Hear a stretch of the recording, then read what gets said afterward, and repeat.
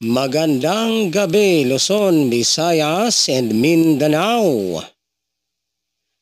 Narito na po ang ating mga resulta ng 2D Lotto at ng 3D Lotto ngayong 9 PM draw. October 3, 2025, araw po ng Biyernes. Para sa ating resulta ng 2D Lotto, 13 and 31 in exact order.